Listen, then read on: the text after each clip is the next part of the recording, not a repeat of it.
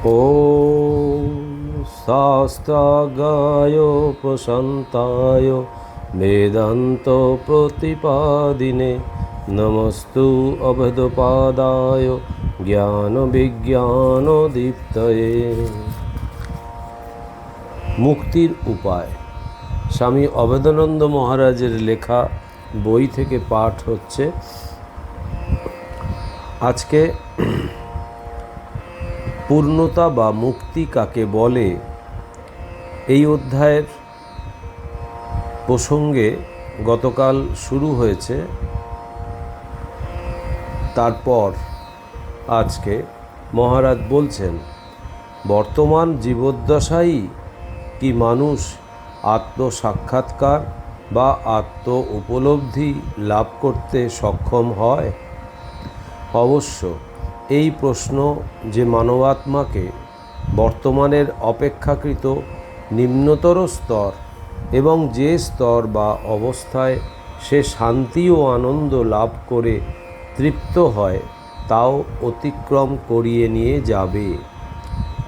অর্থাৎ এই অন্বেষণ যে ক্রমাগত চলতেই থাকবে এবং মানবাত্মা যে ক্রমাগত উচ্চ থেকে উচ্চতর স্তরে আরোহণ করতেই থাকবে এমন নয়। পরম শক্তি ও পরম আনন্দের সেই উচ্চ অবস্থায় সে যখন উপনীত হবে তখন তার সকল সন্দেহ ও সকল প্রশ্ন চিরকালের জন্য নিবৃত্ত হবে। প্রকৃতপক্ষে যখন মানবাত্মা উচ্চতম স্তরে পূর্ণতার অবস্থায় উপনীত হয় তখন সে আর প্রশ্ন করে না যে কোনো মানুষ কি পূর্ণতা লাভ করতে সমর্থ হয়, কারণ তখন সে পূর্ণতার বা মুক্তির স্বরূপ নিজের মধ্যেই উপলব্ধি করে এবং পূর্ণতা কাকে বলে তা নিজেই অনুভব করে। প্রকৃত কথা এই যে মানবাত্মা অপূর্ণ ও অতৃপ্ত সেই পূর্ণতার অন্বেষণ করে, কিন্তু যখন সে এমন এক অবস্থা বা এমন এক স্তরে উপনীত হয় যাকে অতিক্রম করে যাওয়া কোনো মানবাত্মার পক্ষেই সম্ভব বলে মনে হয় না এবং যার চাইতে উচ্চতর বা মহত্তর কোনো কিছুই আর দৃষ্ট হয় না, তখন চিরতরে সকল প্রশ্নের অবসান হয়, সকল প্রশ্নের উত্তর জানা যায়। সাধারণত পূর্ণতা, ইংরেজিতে পারফেকশন শব্দটি আমরা কোনো সুস্পষ্ট বা সুনির্দিষ্ট অর্থে ব্যবহার না করে অতি অস্পষ্ট বা অনির্দিষ্ট অর্থে ব্যবহার করে থাকি। আমরা লোকদের বলতে শুনি এই পার্থিব জীবনে পূর্ণতা বা মুক্তি লাভ করা অসম্ভব, কিন্তু তাদের যদি প্রশ্ন করি যে পূর্ণতা কথাটির অর্থ কী, তখনই তাদের অজ্ঞতা ধরা পড়ে এবং তারা এমন সব উত্তর দেয় যে তা থেকে ধরা পড়ে তাদের নিজেদের মনেই এর অর্থ সম্বন্ধে যথেষ্ট সন্দেহ রয়েছে। এমনকি অপূর্ণতা বলতে তারা কি বোঝে তাও তারা বলতে পারে না। প্রত্যেকটি লোকের মনে পূর্ণতা বা মুক্তি সম্বন্ধে বিচারের একটি মাপকাঠি আছে। কেউ কেউ মনে করে যে শারীরিক স্বাস্থ্যই পূর্ণতা সম্বন্ধে বিচারের মাপকাঠি, আবার অপর কেউ কেউ মনে করে বা বিশ্বাস করে যে অতীন্দ্রিয় ক্ষমতার অধিকারী হচ্ছে পূর্ণতা বিচারের মাপকাঠি। কারোর বিচারের ভিত্তি নৈতিকতা, আবার কারোর আধ্যাত্মিকতা। পুনরায় যারা অলৌকিকতায় বিশ্বাসী তারা মনে করে যে ব্যক্তি অলৌকিক ক্ষমতা দেখাতে পারে সেই পূর্ণতা লাভ করে, কিন্তু বুদ্ধিজীবীরা কোনো অলৌকিক ক্ষমতায় বিশ্বাস করে না।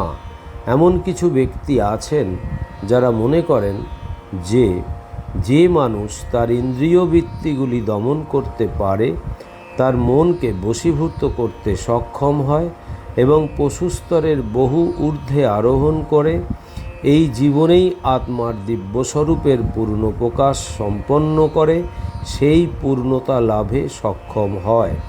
সুতরাং আমরা দেখতে পাচ্ছি যে পূর্ণাবস্থার ভিন্ন ভিন্ন আদর্শ বিভিন্ন ব্যক্তির মধ্যে রয়েছে। আমরা যদি বাইবেল পাঠ করি তবে জেনেসিস গ্রন্থে দেখব যে নোয়া একজন ন্যায়পরায়ণ ব্যক্তি ছিলেন এবং তার যুগে তিনি পূর্ণ ও মুক্ত মানব ছিলেন, কারণ তিনি ঈশ্বরের সঙ্গে ভ্রমণ করেছিলেন। অতএব এখানে আমরা দেখছি যে ন্যায়পরায়ণতা এবং ঈশ্বরের সঙ্গে ভ্রমণ করা পূর্ণতা প্রাপ্তির লক্ষণ। ওই গ্রন্থের 17 অধ্যায়ে দেখি, এবং আব্রাহাম যখন 99 বৎসরের বৃদ্ধ, মহান ঈশ্বর তার সম্মুখে আবির্ভূত হয়ে বললেন, আমি সর্বশক্তিমান ঈশ্বর, আমার সঙ্গে ভ্রমণ করো এবং পূর্ণ হও। এখানেও আমরা ঈশ্বরের সঙ্গে ভ্রমণ করা এবং পূর্ণতা লাভ করা যে একই কথা তা দেখি। ওই গ্রন্থের 18 অধ্যায়ে উল্লেখ দেখি, বিশ্বপিতার কৃপায় তোমার ঈশ্বরের সান্নিধ্য লাভে তুমি পূর্ণতা লাভ করবে। এই সকল উক্তি পাঠ করে আমরা বুঝতে পারি যে ঈশ্বরের আদেশ পালন করাই পূর্ণতা লাভের উপায়। সুতরাং নিজের পুত্র বা কন্যাকে অগ্নিতে ফেলে দেওয়ার মতো জঘন্য কার্য করে বা ভবিষ্যৎ বক্তা হয়ে বা জাদুবিদ্যা শিক্ষা করে পূর্ণতা লাভ করা যায় না। বাইবেলের 37 নম্বর প্রার্থনায় 37তম সঙ্গীতে আছে, mark the perfect man, for the end of that man is piece. অর্থাৎ মন পূর্ণ মানবকে দেখো, কারণ শাশ্বত শান্তি লাভই তার লক্ষ্য। অন্য গ্রন্থে আমরা পাঠ করি, তোমার আচার ব্যবহার ত্রুটিমুক্ত ছিল, কিন্তু তোমার সঙ্গে আছে ভাড়াটে সৈনিকের দল, তারা এবং তাদের সঙ্গ অপবিত্র। আমি তাদের ঈশ্বরের কাছ থেকে দূরে নিক্ষেপ করব। এখানে আমরা দেখতে পাচ্ছি যে হিংস্রতা বর্জনকে পূর্ণতা লাভের একটি কারণ বলে বর্ণনা করা হয়েছে। নিউ টেস্টামেন্ট এ ম্যাথিউয়ের লেখায় পাই, তোমার প্রভু জগদীশ্বর যেমন পূর্ণ, তুমিও তেমন পূর্ণ হবে, ইত্যাদি। এবারে দেখা যাক যিশু স্বয়ং পূর্ণতা সম্বন্ধে কি বলেছেন। তিনি বলেছেন, যারা তাদের শত্রুদেরও ভালোবাসেন তাদের অভিশাপ দেন না, বরং তাদের আশীর্বাদ করেন, তাদের যারা ঘৃণা করে তাদের মঙ্গল করেন, এবং যারা ঘৃণা ও বিদ্বেষপূর্ণ হয়ে তাদের ওপর অত্যাচার করে তাদের জন্য কল্যাণ প্রার্থনা করেন, তারাই পূর্ণতা প্রাপ্ত হয়েছেন। যীশুখ্রিস্টের কাছে জনৈক যুবক যখন উপদেশ লাভের জন্য গিয়েছিল, তখন তিনি তাকে বলেছিলেন, তুমি যদি পূর্ণতা লাভ করতে চাও তবে যাও, গিয়ে তোমার যা কিছু ধনসম্পত্তি আছে তা দরিদ্রের মধ্যে বিতরণ করে দাও এবং ফিরে এসে আমাকে অনুসরণ করো। এখানে দেখি যে ত্যাগকে পূর্ণতা লাভের একটি কারণ বলে বর্ণনা করা হয়েছে। ভগবদ্গীতা এবং উপনিষদের বিভিন্ন উক্তির মধ্যেও আমরা দেখতে পাই পূর্ণতা অথবা দিব্যানুভূতির আদর্শ সুন্দরভাবে বর্ণনা করা হয়েছে। এখন এই বিভিন্ন উদ্ধৃতি ও কথা পাঠ করে অনুসন্ধিৎসু পাঠকের মনে পূর্ণতার যথার্থ আদর্শ কি হবে সেই সম্পর্কে ঘোরতর বিভ্রান্তির সৃষ্টি হতে পারে। খ্রিস্টানরা মনে করেন যে নোয়া পূর্ণতা বা মুক্তি লাভ করেছিলেন, আব্রাহামও পূর্ণতা লাভ করেছিলেন, কিন্তু যীশুখ্রিস্ট অধিকতর শ্রেষ্ঠ ছিলেন। তারা একজন পূর্ণ মানবের সঙ্গে অপর একজন পূর্ণ মানবের তুলনা করে মনে করেন যে পূর্ণতার মধ্যেও তারতম্য বা ইতর বিশেষ আছে।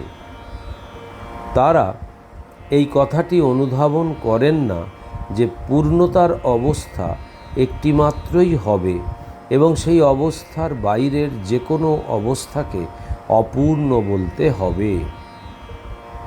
আবার পূর্ণতার নানা প্রকারভেদও থাকতে পারে না। সুতরাং পূর্ণতা বললে কেবলমাত্র একটি বিশেষ অবস্থাই বুঝতে হবে। যদি নোয়া, আব্রাহাম এবং যিশু সকলেই পূর্ণ বা মুক্ত হয়ে থাকেন, তবে বুঝতে হবে যে এদের প্রত্যেকেই একই অবস্থায় পৌঁছেছিলেন। আর তা যদি না হয়, তবে পূর্ণতা শব্দটিকে আমাদের বিভিন্ন অর্থে ব্যবহার করতে হবে। কিন্তু সেরূপ করলে আমরা বিভ্রান্তিরই সৃষ্টি করব। যীশুখ্রিস্টের অনুগামীরা মনে করেন যে আজ পর্যন্ত পৃথিবীতে যত লোক জন্মগ্রহণ করেছে তাদের মধ্যে যিশুই প্রথম এবং যিশুই শেষ। কেননা তিনি একমাত্র পূর্ণ মানব ছিলেন। কিন্তু তারা কি জানে যে তাদের এইরূপ বিশ্বাসের কারণ কি? হয়তো জানে, কেননা বলা হয়ে থাকে যে যিশুই একমাত্র মানসপুত্র, এবং এই কথা তারা বিশ্বাস করে এবং মনে করে যে ঈশ্বর যেহেতু পূর্ণ, সেহেতু তার একমাত্র পুত্র যিশু পূর্ণ ব্যতীত অন্য কিছু হতে পারেন না।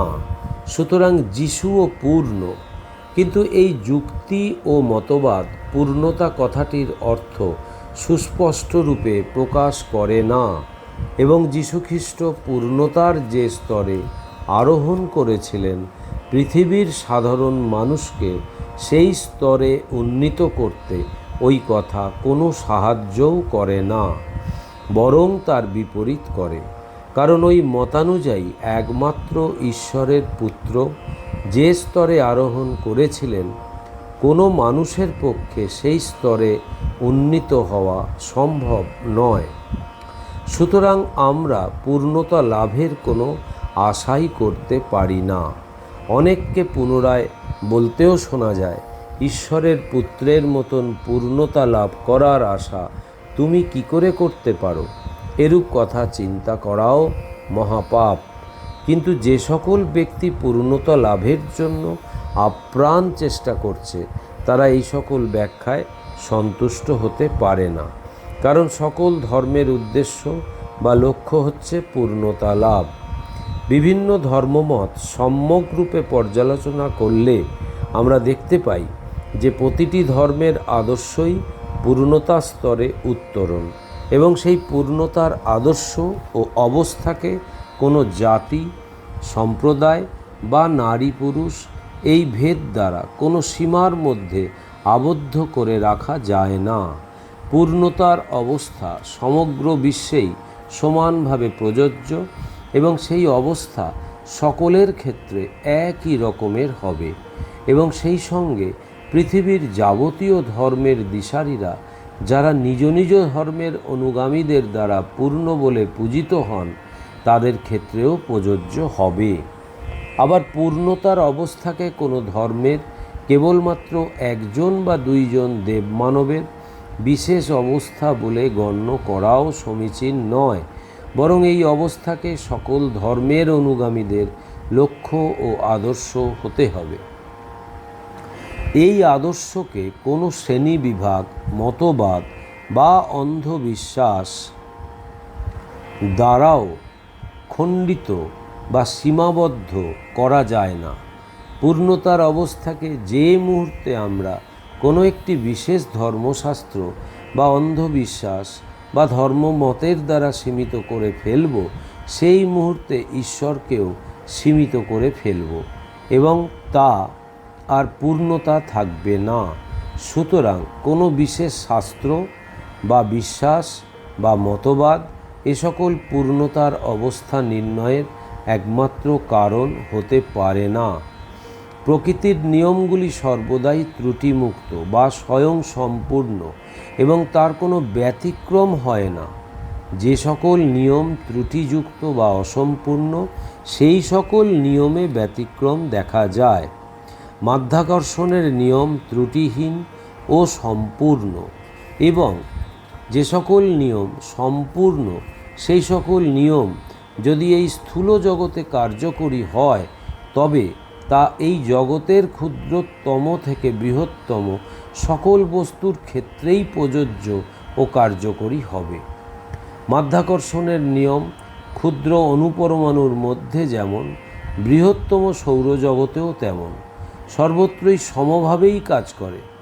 প্রাকৃতিক শক্তিগুলিও ত্রুটিহীন বা সম্পূর্ণ। এর কোনো একটি শক্তি তার নিজস্ব প্রকৃতি কখনো পরিবর্তন করে নেবার প্রয়োজন অনুভব করে না। যেখানেই বিদ্যুৎ শক্তির প্রকাশ হয়, সেখানেই বিদ্যুতের সম্ভাব্য সকল ক্ষমতার প্রকাশ অবস্থাভেদে সম্পূর্ণ বা অসম্পূর্ণ হতে পারে। কোনো অবস্থায় বিদ্যুৎ তাপ উৎপন্ন করে এবং কোনো অবস্থায় হয়তো গতির সঞ্চার করে। কিন্তু আমাদের স্মরণ রাখতে হবে যে উত্তাপ, আলো এবং তাদের গতির মধ্যে যে ভেদ থাকা সম্ভব, তা পরিমাণগত নয়। অর্থাৎ যেখানেই বিদ্যুৎ থাকে সেখানেই তার উত্তাপ, আলো ও গতি সঞ্চারের ক্ষমতাও থাকে, কিন্তু অবস্থাভেদে ওই সকল ক্ষমতার প্রকাশ বিভিন্ন প্রকার হয় মাত্র। ব্যষ্টি আত্মা সকল অথবা এই নিখিল বিশ্বে যে সকল নৈতিক ও আধ্যাত্মিক নিয়মাবলী বিরাজিত, সেগুলিও প্রাকৃতিক শক্তিসমূহের মধ্যে নিহিত নিয়মাবলীর মতো নিখুঁত ও সম্পূর্ণ পারফেক্ট। ওম নিরঞ্জনম নিত্যম অনন্তরূপম ভক্তানুকম্পাধীত বিগ্রহং বৈ ঈশাবতারম পরমেশমিড্ডম তং রামকৃষ্ণম শিরসা নমামহম। শ্রীরামকৃষ্ণার্পণমস্তু।